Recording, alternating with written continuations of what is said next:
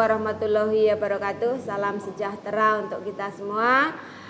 Semoga Allah selalu melimpahkan rahmat serta hidayahnya kepada kita semua, selalu memberikan limpahan kesehatan, kebahagiaan, sehingga kita nanti bisa mengikuti kegiatan masa pengenalan lingkungan sekolah dari awal hingga akhir nanti. Ya, salawat salam marilah selalu kita haturkan kepada junjungan kita Nabi besar Muhammad Shallallahu Alaihi Wasallam yang selalu kita nantikan syafaatnya sampai yaumul kiamah nanti. Baiklah anak-anakku semua, kita ketemu lagi ya dengan saya Bu Puji Listianingsih yang pada pertemuan hari ini nanti kita akan membahas bersama tentang kesadaran hukum.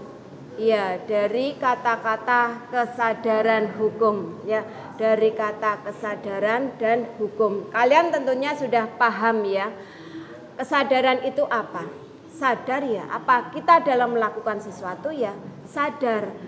Mungkin yang kita lakukan itu baik, kita sadar bahwa yang kita lakukan itu baik ya. Kemudian sadar bahwa yang kita lakukan itu tidak baik, tentunya dengan konsekuensi sanksi ya yang akan kita berikan. Kesadaran hukum berarti kita tahu mana yang baik ya dan mana yang tidak. Kita menyadari ini sesuatu yang bisa kita lakukan ya, baik bagi kita, baik bagi orang lain, dan baik bagi kita semuanya. Kemudian kita juga harus menyadari bahwa sesuatu itu tidak baik ya untuk kita dan mungkin untuk lingkungan.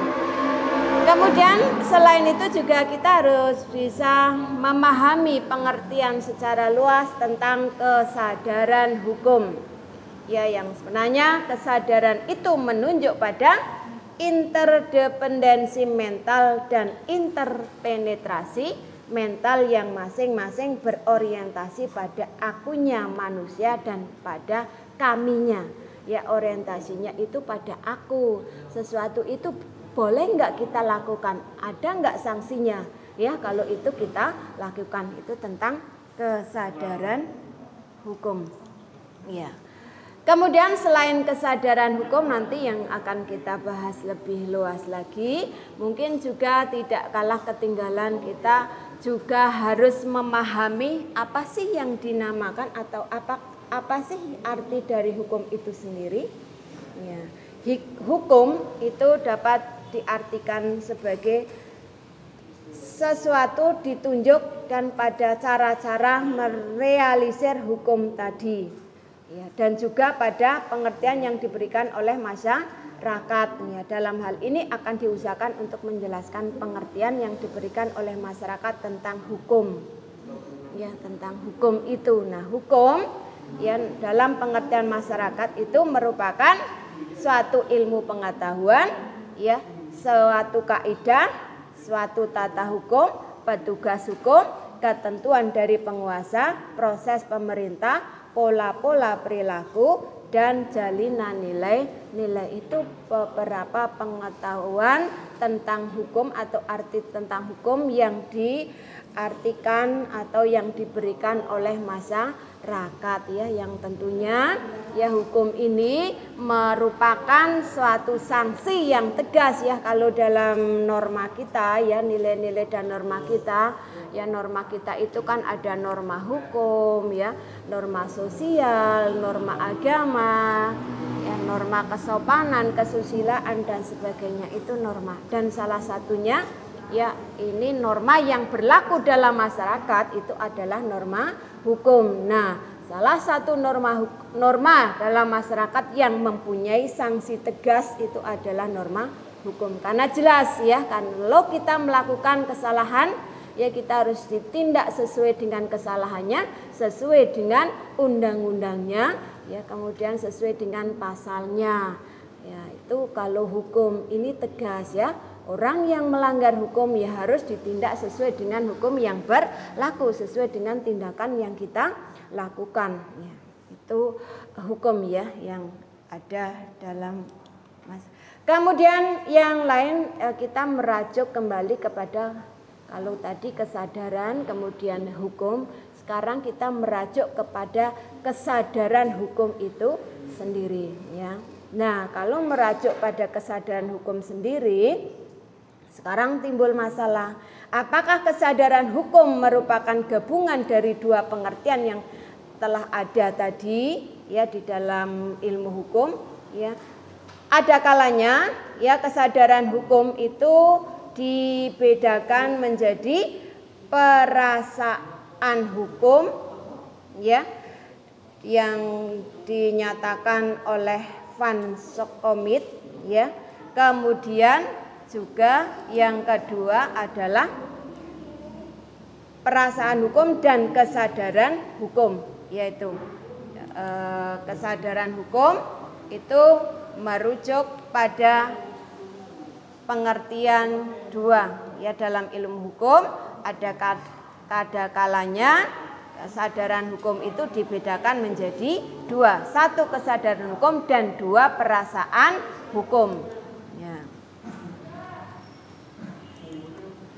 Kemudian kita bahas satu persatu. Yang pertama tentang perasaan hukum.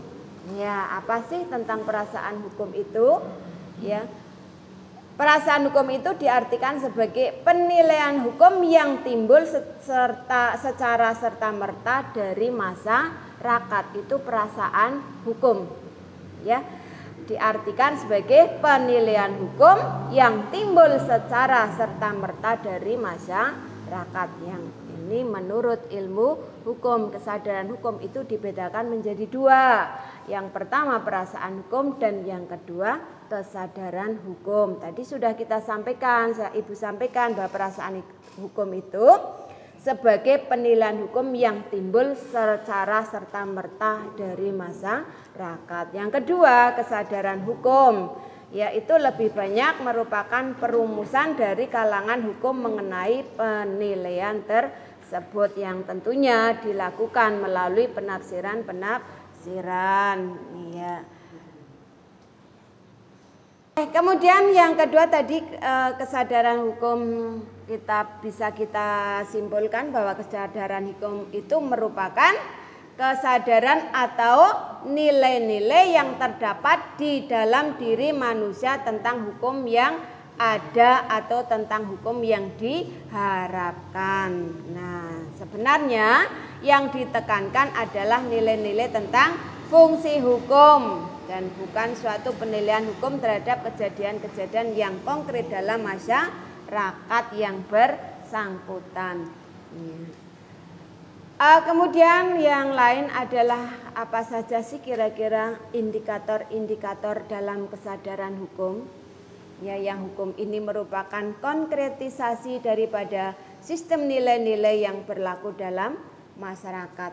Ya, di mana suatu keadaan yang dicita-citakan adalah adanya kesesuaian antara hukum dengan sistem nilai tersebut. Nah, sekarang konsekuensinya adalah bahwa perubahan dalam sistem nilai-nilai harus diikuti dengan perubahan hukum, atau di lain pihak hukum harus dapat dipergunakan sebagai sarana untuk mengadakan perubahan pada sistem nilai-nilai tersebut. Nah, dengan demikian nyatalah bahwa masalah kesadaran hukum sebetulnya merupakan masalah nilai-nilai.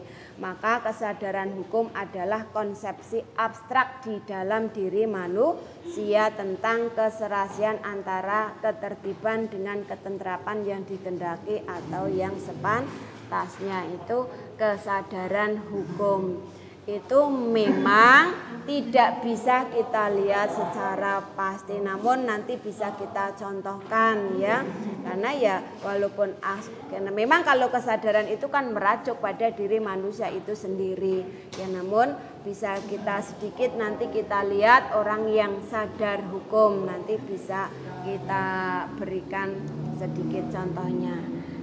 Kemudian apa saja sih sebenarnya indikator-indikator dari masalah kesadaran hukum tersebut, ya, menurut dalam bukunya Surjono Sukanto. Nah, bahwa indikatornya adalah tentang satu, pengetahuan tentang peraturan hukum, dua, pengetahuan tentang isi peraturan hukum, 3. Sikap terhadap peraturan hukum dan pola-pola perilaku hukum itu indikatornya.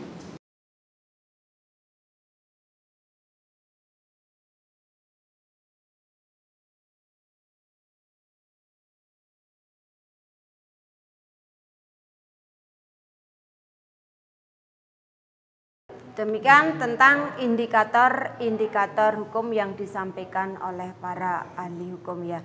Kemudian yang lain juga masih tentang kesadaran hukum ini yang disampaikan oleh Zainuddin Ali, bahwa Zainuddin Ali itu menyimpulkan masalah kesadaran hukum warga negara, warga masyarakat itu sebenarnya menyangkut faktor-faktor apakah suatu ketentuan hukum tertentu itu diketahui, dipahami, ditaati, dan dihargai. Nah, apabila warga masyarakat hanya mengetahui adanya suatu ketentuan hukum, maka taraf kesadaran hukumnya lebih rendah dari mereka yang memahaminya tentang hukum. Ini menurut para ahli. Nah, kemudian hal itu oleh para ahli Zainuddin Ali ya menyebutkan berkaitan dengan kesadaran hukum ini ada beberapa yang perlu kita pahami ya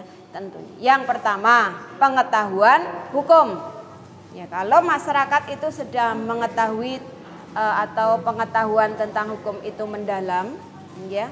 Misal kita paham tentang perundang-undangan ya yang telah diundangkan dan diterbitkan menurut prosedur yang sah dan resmi, maka secara yuridis peraturan undang-undang itu berlaku. Kemudian timbul asumsi bahwa setiap warga masyarakat dianggap mengetahui adanya undang-undang tersebut. Itu menurut Zainuddin Ali ya tentang pengetahuan hukum ya. Ini bila undang-undang itu sudah diperlakukan di dalam masyarakat dan mungkin sudah bisa ini ya tanpa adanya protes atau tanpa ini dianggap bahwa masyarakat itu sudah mengetahui tentang hukum atau tentang perundang-undangan yang berlaku, yang konsekuensinya ya nanti kita harus menjalankan, harus melaksanakan. Yang kedua menurut Zainuddin Ali adalah tentang pemahaman hukum. Nah, apabila pengetahuan hukum saja yang dimiliki oleh masyarakat, hal ini belum memadai ya, masih diperlukan pemahaman atas hukum yang berlaku. Kenapa? Melalui pemahaman hukum masyarakat diharapkan memahami tujuan peraturan perundang-undangan serta manfaatnya bagi pihak-pihak yang kehidupannya diatur oleh peraturan perundang-undangan yang dimaksud. Nah, dalam hal ini selain masyarakat itu mengetahui tentang undang-undang atau tentang peraturan yang ada, masyarakat juga harus memahami kira-kira peraturan perundang-undangan itu, hukum itu bisa enggak berlaku, bisa enggak diterapkan. Nah, ini harus paham. Kalau bisa ya jalan, kalau tidak ya mungkin perlu adanya perubahan lagi. Nah ini sehingga kalau kita sudah memahami, kita sudah mengetahui, ini akan merujuk pada kesadaran kita ya untuk mungkin tidak melanggar undang-undang atau akan melaksanakan apa yang sudah diperundangkan, aturan-aturan tersebut ya. Kemudian selain tadi itu pengetahuan hukum dan pemahaman hukum, juga adanya penataan hukum. Seorang warga masyarakat menaati hukum karena ada beberapa sebab. Apa saja kira-kira sebabnya? Ini masih menurut Zainuddin Ali. Sebab-sebab orang mentaati hukum itu karena satu, takut karena sanksi negatif apabila melanggar hukum.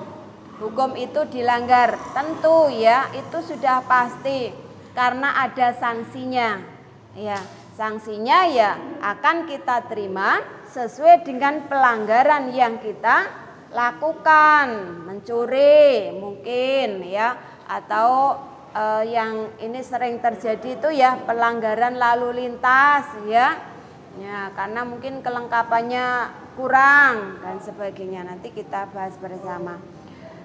Ini tentang penaatan hukum, faktor yang pertama atau sebab yang pertama adalah takut karena sanksi negatif. Ya mungkin kalau mencuri penjara, kalau korupsi penjara, ya mungkin kalau apa istilahnya penggelapan penjara dan sebagainya.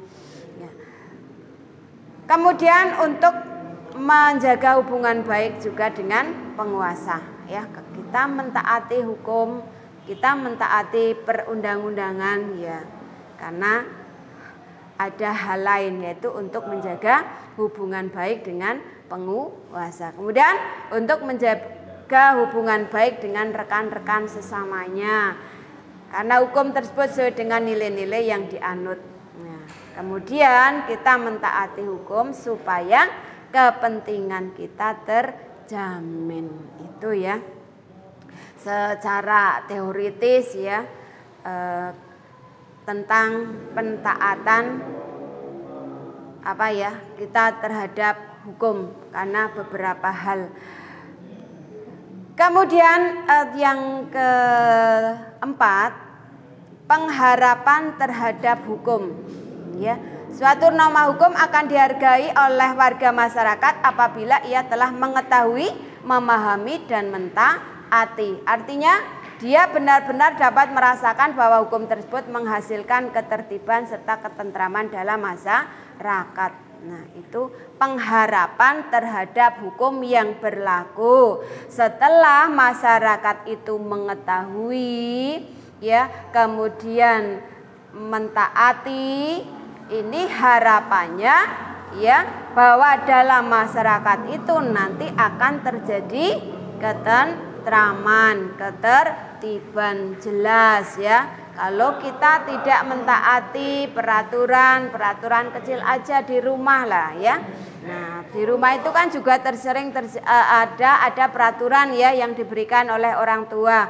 Kalau kita melanggar pasti itu kan akan ada sanksinya. Nah, supaya kita tidak diberi sanksi ya kita harus mempunyai pemahaman ya, mempunyai pengetahuan. Kemudian harus yang ketiga adalah mentaati apa yang menjadi aturan tersebut. Nah, dengan harapan bahwa setelah kita melakukan tindakan-tindakan yang seperti itu, kehidupan baik di keluarga ataupun masyarakat, bangsa dan negara itu akan menjadi aman, tentram, ya dan sebagainya.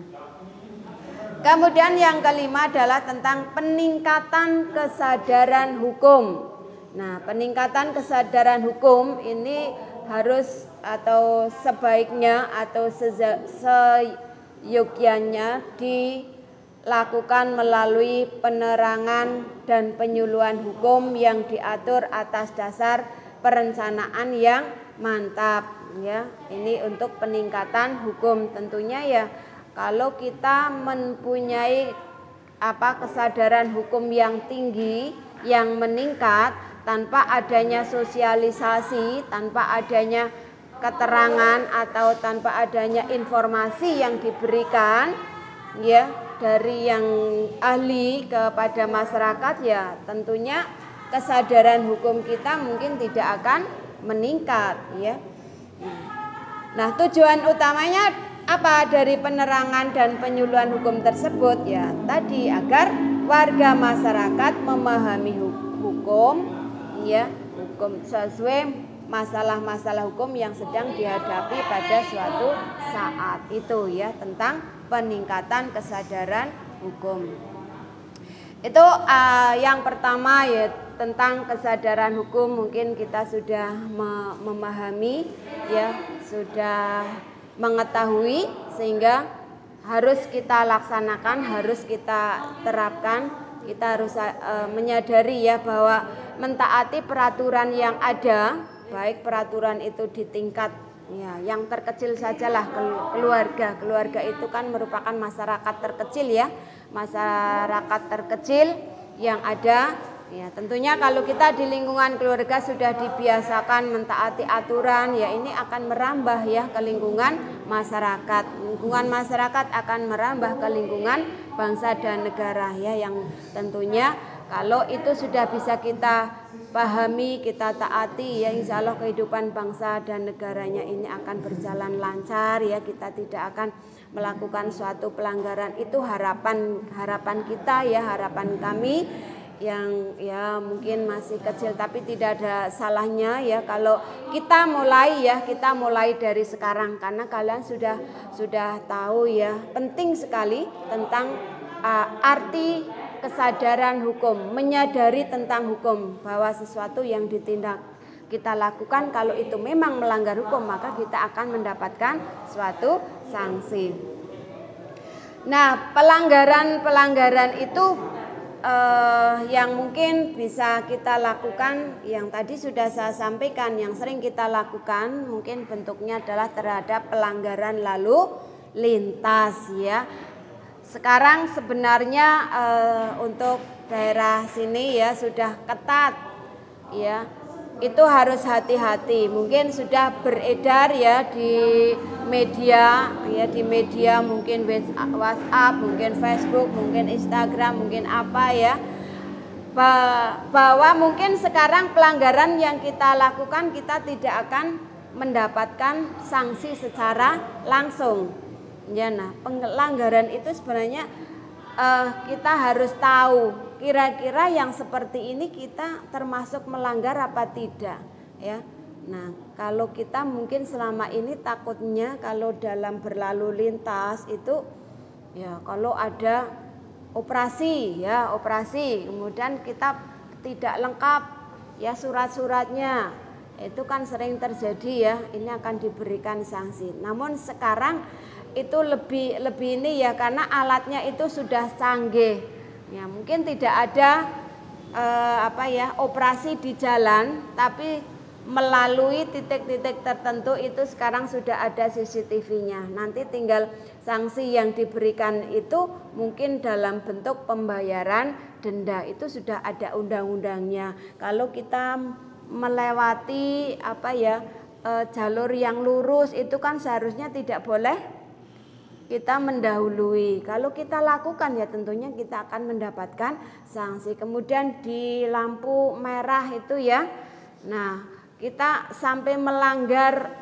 batas ya, batas-batas yang berwarna putih ya, itu juga kita akan diberikan sanksi. Mungkin sanksinya denda ya, denda saat kita nanti membayar pajak ya. Kemudian mungkin yang sering kita abaikan ya sekarang ya, karena tidak pernah, mungkin perasaan kalian tidak ada yang melakukan operasi sehingga semaunya sendiri berkendara, tidak menggunakan helm, tidak membawa surat. Kemudian yang sering sekali ya dalam pelanggaran lalu lintas ya, itu kan ada belok kiri ikuti lampu. Itu sering sekali kita melakukan pelanggaran. Nah, ini sebenarnya mungkin tidak dilihat secara jelas ya, tapi karena di situ sudah ada tulisannya, kalau kita melakukan atau melanggar itu tentunya kalian nanti akan diberi sanksi. Maka kita harus hati-hati. Sekarang alatnya itu sudah canggih ya. Bapak polisi itu nggak harus berjaga ya atau di jalan-jalan untuk menertibkan kalian dalam berlalu lintas, tetapi cukup alat yang canggih nanti yang akan berbicara. Makanya jangan coba-coba ya, kita sekarang itu harus hati-hati. Nah, ini beberapa yang mungkin bisa kita kategorikan sebagai suatu pelanggaran. Sebenarnya masih banyak lagi ya tentang kategori pelanggaran lalu lintas ya yang bisa atau yang sering kita lakukan. Nah, ini ya. Tadi kategorinya sudah saya sampaikan, itu pelanggaran terhadap kelengkapan menggunakan kendaraan bermotor ya. Nah, kemudian yang lain, setiap kendaraan bermotor yang dioperasikan di jalan wajib dilengkapi dengan perlengkapan kendaraan bermotor. Itu ada pasalnya. Ya, pasal 57 ayat 1. Nah, kemudian perlengkapan bagi sepeda motor berupa helm standar nasional. Ya, kelengkapan bagi kendaraan bermotor beroda 4 atau lebih sekurang-kurangnya terdiri sabuk keselamatan, ban cadangan. Ini untuk mobil mungkin ya.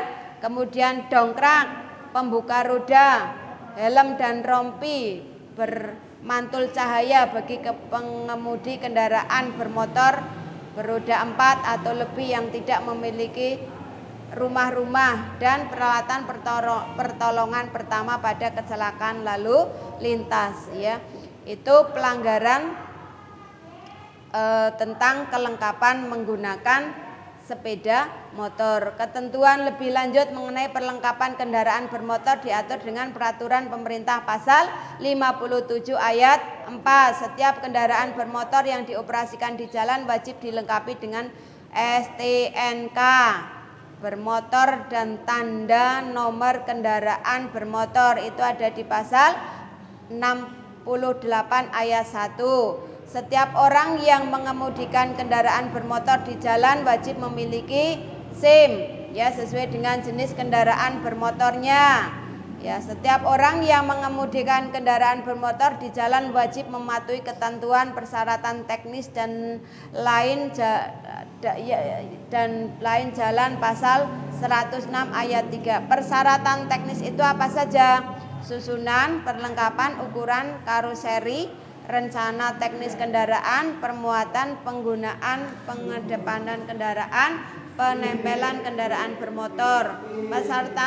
Persyaratan laik jalan ditentukan oleh kinerja minimal kendaraan bermotor yang diukur sekurang-kurangnya terdiri dari emisi gas buang, kebisingan suara, efisiensi sistem rem utama, efisiensi sistem rem parkir, kemudian connect up roda depan, suara klakson, daya pancar dan arah sinar lampu, ukuran alat penunjuk kecepatan, kesesuaian kinerja, kemudian kesesuaian daya mesin penggerak terhadap berat kendaraan.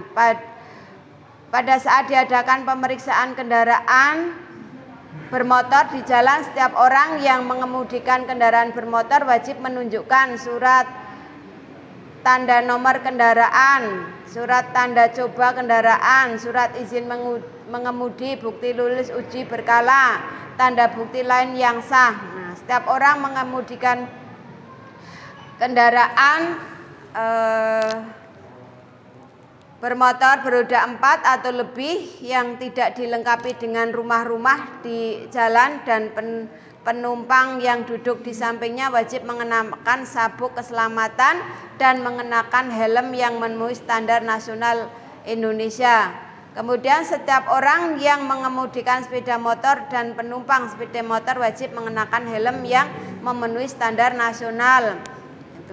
Larangan, ada beberapa larangan. Setiap kendaraan bermotor yang beroperasi di jalan dilarang memasang perlengkapan yang dapat mengganggu keselamatan berlalu lintas. Pelanggaran terhadap tata cara berlalu lintas dan berkendara. Kewajiban pengguna jalan wajib mematuhi perintah yang diberikan. Ya, dan sebagainya itu antara lain larangan atau anjuran bila kita mempunyai sepeda motor atau mengendarai sepeda motor. Nah,